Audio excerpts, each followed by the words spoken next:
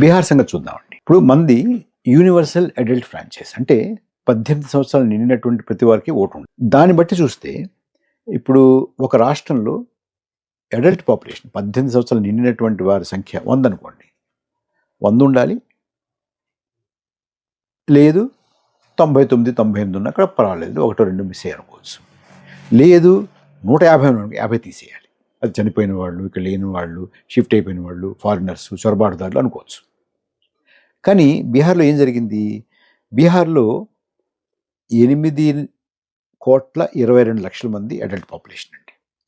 8,22,00,000 మంది జనాభా వయోజనులు ఉంటే వీరు ఎస్ఐఆర్ తర్వాత ఓటర్ల సంఖ్య 7,42,00,000 అండి.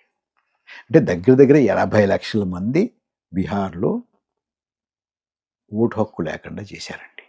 వయోజన జనాభా ఎంతో తెలుస్తుంది, పురుషులంతా మహిళలంతా తెలుస్తుంది. మహిళల సంఖ్య 16 లక్షలు తగ్గిందండి. వాళ్ళు ఉండాల్సిన దానికి ఓటర్లకి అంత తేడా రాకూడదుగా. బీహార్లో ఉన్నటువంటి ముస్లిం జనాభా యొక్క శాతం అది ఇంచుమించుగా 17% అండి.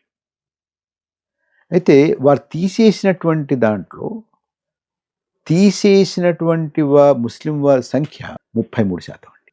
అంటే దామాషా ప్రకారం పోవాలి, పోతే అసలు పోకూడదు. అంటే మీకు 8,22,00,000 ఓట్లు ఉండాలి, అది 7,42,00,000 రావడమే పొరపాటు. అందులో మళ్ళీ ఎక్కువగా పోయినటువంటి వారు మహిళలు, ముస్లింలు, దళితులు, ఆదివాసీలు, ఆ లెక్కలు కూడా ఉన్నాయి. అంటే ఇది టార్గెటెడ్గా డిసెన్ఫ్రాంచైజ్మెంట్ జరుగుతోంది అనేటటువంటి అనుమానాలకి తావొస్తుంది. టార్గెట్ చేసి